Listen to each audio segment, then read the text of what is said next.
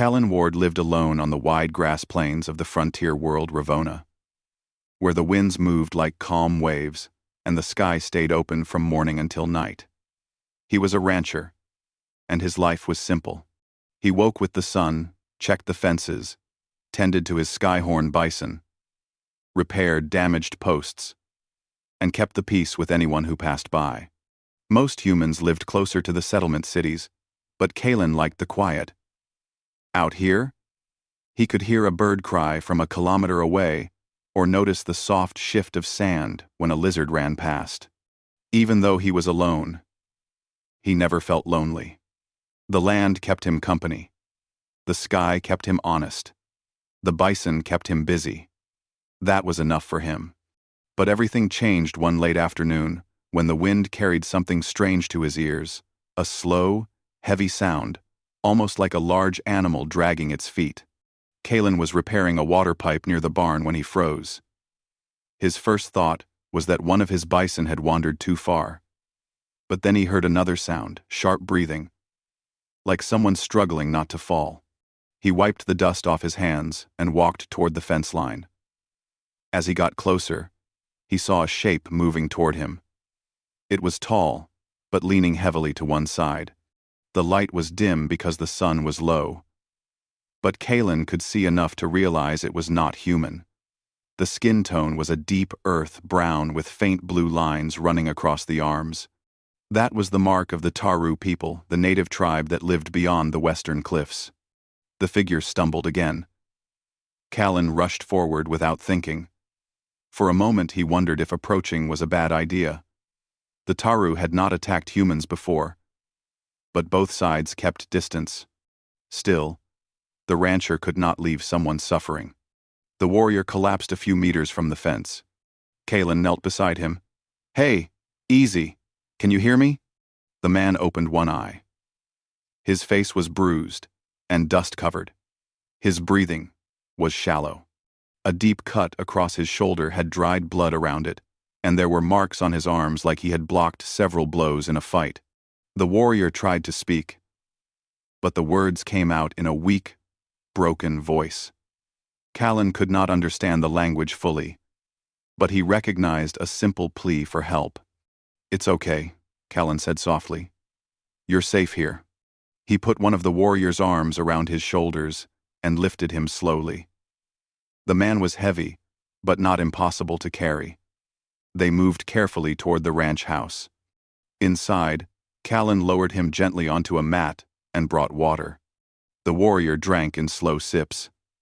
His eyes softened with relief. Callan cleaned the shoulder wound with warm water, tied a clean band around it, and checked for any hidden injuries. The warrior watched him, silent but alert. His gaze was sharp, even in weakness. When Callan finished, he brought a bowl of heated grain stew. The warrior struggled to sit, so Callan helped him lean against the wall. The warrior took a bite. His eyes widened, surprised by the kindness of a stranger. Callan smiled. "It's not the best meal in the galaxy, but it helps." The warrior tried to speak again. This time, Callan understood a little. "Torvak," the man said, touching his own chest. Callan nodded. "Torvak. I'm Callan Ward." Torvak repeated the name with effort. They shared a quiet moment of understanding. The room felt still, like the land itself was waiting. Night came fully outside. The wind softened. Torvak slept, breathing more evenly now. Callan watched him for a while, making sure the fever did not rise. Then he sat near the window, listening for trouble. But nothing came except the distant cry of a night bird. The next morning, Torvak woke with more strength. When Callan entered the room with fresh water, the Taru leader was already sitting up. Torvak spoke slowly, searching for the right words in the human tongue. "You help." "No, ask." "Why?" Callan shrugged lightly. "Someone needed help. That's reason enough." Torvak seemed confused by this answer. He tilted his head, studying Callan as if he were trying to understand a new kind of creature. For a long moment, He said nothing. Then he pressed his hand to his chest and bowed his head, a sign of deep thanks in Taru culture. Kalen returned a small nod. There was no need for more words. Torvak stood up, steady but still weak. Kalen motioned for him to rest more, but Torvak shook his head. He lifted his spear from the corner, though he used it more like a walking stick.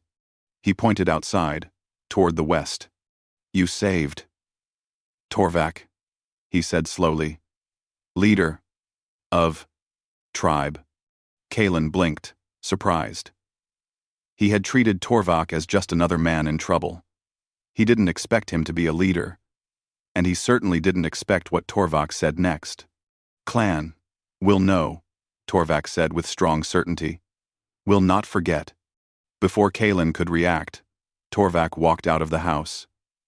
He moved with slow but determined steps toward the horizon. After a few minutes, he vanished into the tall grass. Kalen watched him go, unsure what would happen next. He didn't expect anything. He had only done what felt right. He went back to work, mending fences and feeding the animals.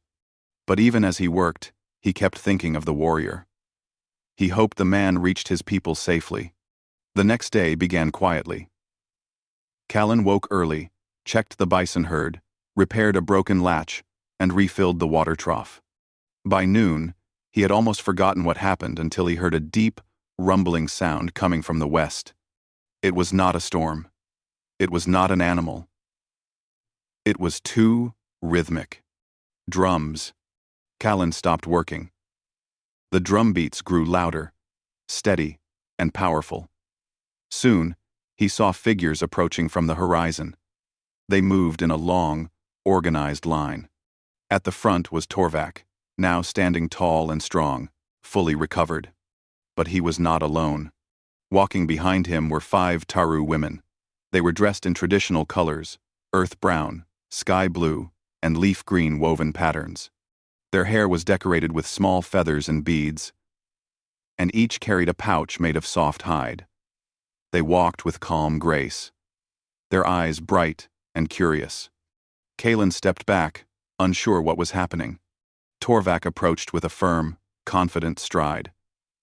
When he reached the fence line, he lifted his spear and planted it gently into the ground. Kalen Ward, he called with a strong voice. You saved me. My people honor this. Kalen felt uneasy. You don't owe me anything. I just did what anyone would do. Torvak shook his head. No. Many would walk away. You did not. The 5 women stepped forward together. They bowed their heads politely. Their expressions were warm, not fearful. Kalen looked confused. Who are they? Torvak answered calmly. They come as a gift. Kalen froze. He opened his mouth, then closed it. Gift? Torvak continued. In my tribe, when a leader is saved, our strongest show of respect is sent to the Savior. This is not payment. This is honor. These women are skilled, wise, strong. They come to learn your ways. They come to share ours. Kalen felt his pulse quicken. He lifted both hands gently. I can't accept people as gifts. That's not how humans do things. The women exchanged looks, then laughed softly, not mocking, but kind. The one in front, with bright green eyes, spoke gently. We are not given like objects. We come because we chose to learn, to understand, to help join our worlds. Torvak nodded firmly. This is bond, not trade. You gave life. We give trust. Kalen relaxed a little, though he was still unsure. I don't know if I'm the right person for all this. Torvak stepped closer. You are exactly right. A good heart is rare. A brave heart is rarer. Kalen felt heat rise in his face. He wasn't used to praise. He wasn't used to praise. He wasn't used to praise. The women stepped through the fence, moving gracefully. The green-eyed one spoke again. We wish to know more of your world. if you accept. Kalen hesitated. He had lived alone for years. He did not know how to host one guest, much less 5. But he also saw no threat in their faces, only curiosity and calm respect. Torvak placed his hand on Kalen's shoulder. You helped without fear. Now do not fear friendship. Kalen looked at the 5 women. They watched him with gentle smiles, waiting for his decision. He took a deep breath. If you came by choice, then, you're welcome here. Torvak nodded once, strongly. Good. Then tomorrow, our tribes will meet. Today, the first step begins. Torvak stepped back.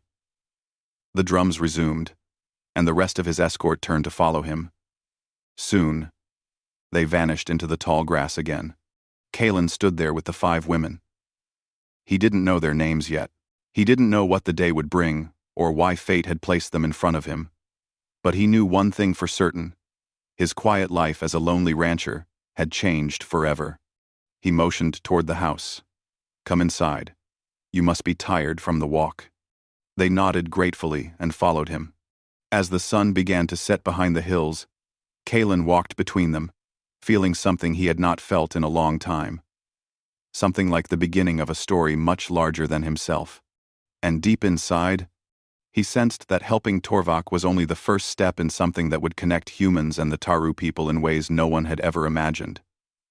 Kalen Ward never imagined that 5 Taru women would be standing in his home, quietly looking at his tools, his shelves, the wooden floor, and the wide windows.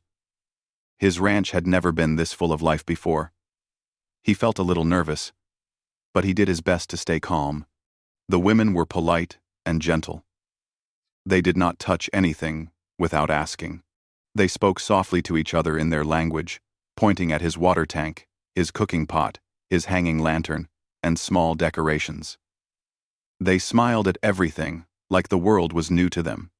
The woman with green eyes stepped forward. She had a calm voice that made the room feel safe. I am Mira, she said. Kalen nodded. Nice to meet you. Another woman, with long dark hair tied with blue beads, bowed lightly. I am Lura. Then a third woman, taller and strong-looking, said, I am Taya. The fourth woman, small and quiet, with silver lines painted on her cheeks, whispered, Selen. And the last woman, who had a gentle smile and soft features, said, Iska. Kalen repeated their names slowly until he got them right. Each time he said one correctly, the women smiled. He did not know what he was supposed to do next. Hosting 5 guests from another culture was not easy. But Mira noticed his confusion and stepped closer. We came to learn, she said kindly. But we do not want to cause trouble. Tell us if we do anything wrong. Kalen shook his head. You're fine. I'm just not used to having company. Mira nodded. We understand. He cooked simple food, grain stew, baked roots, and fresh water from the well. The women ate with appreciation, though they used their own eating style. Taya, the strong one, asked curiously, This food, human-made? Kalen laughed a little. Yes. Well, it's simple. Nothing fancy. Lura smiled. It tastes warm. Warm food is good. After eating, the women offered to help clean up, and they moved with graceful ease. They washed dishes outside, using stones and leaves. Selen, the quiet one, touched the wooden bucket with interest. This tree? Human cut it? Yes, Kalen said. I built most of the ranch myself. She nodded softly, impressed. When evening came, they sat outside around a small fire. The sky above them was wide and full of stars. The plains were silent, except for a few insects. The women began telling stories in their language. Kalen did not understand the words, but he understood the feeling. Their voices rose and fell like gentle music. Then Mira turned to him. You helped Torvak, she said. Do you know what that means for our people? Kalen shook his head. Not fully. She looked into the firelight. Torvak is not only our leader, He is our protector. If he had died, our tribe would have been lost. You saved more than one life. Kalen felt humbled. I didn't think of it like that. Mira smiled gently. That is why Torvak respects you. You acted without wanting reward. Before Kalen could respond, a distant sound broke the calm night. A long, sharp cry echoed across the plains. The women froze. Kalen stood quickly. What was that? Taya looked westward. Enemy clan. They follow Torvak's path. Kalen's heart tightened. The ones who attacked him? Yes, Iska said. They hunt leaders. They do not stop easily. Kalen looked toward the plains. He could not see anything in the darkness, but he knew the threat was real. Mira turned to him. We must warn our tribe. They are not far from here. Kalen felt a surge of responsibility. If Torvak was in danger again, it was partly because he had walked back to his people too soon. I have a vehicle, Kalen said. It's faster than walking. He ran to the barn and activated his terrain rover. The machine hummed loudly, its engine shaking the wooden beams. The women looked at it with wide eyes. You ride this? Selen asked. It's safe, Kalen said. Get in. The rover had enough seats, though they sat close together. Kalen drove straight into the plains, grass folding under the wheels. The wind blew against them as they raced toward the Taru tribal area. Lights appeared in the distance, soft blue fires placed in a circle around the Taru gathering place. Kalen drove until he reached the edge, where several warriors stepped forward. They recognized the women and stepped aside quickly. Mira jumped out first. Torvak, she called. Torvak appeared from the central tent, strong again and wearing ceremonial armbands. His expression shifted when he saw Kalen. You came fast, he said. Enemy clan is close, Taya warned. We heard them. Torvak nodded. We felt the ground shake. They come with many. He looked at Kalen. Your help yesterday saved me. Today, I ask again, will you stand with us? Kalen did not need time to think. Yes. Torvak placed a hand on Kalen's shoulder. Then you are truly brother of the Taru. The tribe moved quickly. Warriors gathered spears. Women prepared signal torches. Children were led to the back of the tents. The air became tight with worry. But there was also unity. Even without speaking their language well, Kalen could feel the strength in the group. The enemy clan drew closer. Their footsteps vibrated through the ground. Kalen heard low growls creatures they used as mounts. But Kalen knew something the Taru did not. He had long studied the plains' wind patterns. He understood where sound traveled and how light reflected across grass at night. He stepped toward Torvak. I have an idea, he said. But it's not fighting. It's outsmarting them. Torvak raised a brow. Human strategy? Yes, follow me. Kalen explained quickly. Your fires are bright. They show exactly where you are. But if we move the fires and leave shadows, the enemy will attack an empty place. Mira listened and nodded. A trick. Kalen continued. We make a fake circle of fires farther south. When the enemy rushes there, your warriors surround them from behind. No fighting needed. Just noise, traps, and forcing them to run. Torvak's eyes shone with interest. You think like a hunter, Kalen shrugged. I think like someone who doesn't want anyone hurt. Torvak smiled. That is good. Everyone worked fast. The tribe moved the fires quietly, creating a second camp that looked real from far away. Warriors hid in tall grass. Kalen drove his rover behind a hill, waiting with the women who had come with him. Minutes passed. The ground trembled again. The enemy clan finally rushed toward the false camp, shouting fiercely. Their creatures roared, charging into the ring of fires. But no one was there. Then the Taru unleashed a deep echoing call from all directions. Warriors stomped the ground. Women beat hollow stones to make frightening sounds. Even Kalen used his rover's horn to blast a loud warning. The enemy clan panicked. They realized too late that they had run into a trap. The Taru did not attack them physically. They only used noise, flashes of light, and sudden movements in the grass to confuse them. The enemy clan turned and fled, retreating into the darkness. When the plains fell quiet again, Torvak raised his spear high. The Taru cheered. Kalen felt relief wash over him. Mira ran to him. "Your idea saved many lives." Kalen smiled tiredly. Torvak approached and placed both hands on Kalen's shoulders. "Tonight, the Taru and humans stand together. You have united two worlds." Kalen shook his head. Torvak laughed softly. A humble warrior, rare.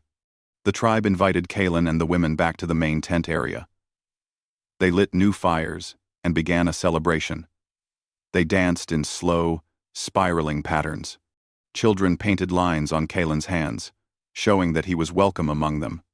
Mira sat beside him. "You changed our tribe's future today." Kalen looked at the stars. Maybe the future needed changing. Lura handed him a woven bracelet. "A symbol of peace," she said. Iska offered a small, carved stone shaped like a bird. "For guidance." Taya punched his arm lightly, smiling. "For strength." Selen placed a small leaf crown on his head. "For clear mind." They laughed when the crown slipped over one eye. Kalen felt warmth in his chest, a feeling he had not felt in years. This tribe, these people, they treated him not as a stranger, but as someone important.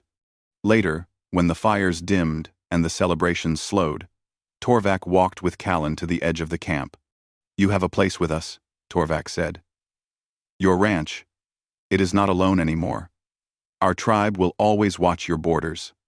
No enemy will cross without us knowing." Kalen felt gratitude. Torvak nodded firmly. "Then a new path begins today." Kalen returned to the rover with the 5 women. They rode back to the ranch together. The night peaceful again. The women talked quietly, sharing memories of the night's events. When they reached the ranch, the sky was turning pale with morning light. Kalen stepped out and breathed deeply. He looked at the plains, the same land he always knew. But now, it felt different. It felt connected. Mira stepped beside him. "You helped us. We will stay for some days more, to learn and teach, if that is what you want." Kalen looked at them. Their calm smiles made the ranch feel fuller, warmer. "You're welcome here," he said softly. The sun rose gently over them, spreading gold across the land. Kalen knew his life would never be lonely again. He had gained friends, allies, and a future he never expected. And somewhere on the plains, the rhythmic sound of Taru drums began again, this time not as a warning, but as a promise of unity between two different worlds.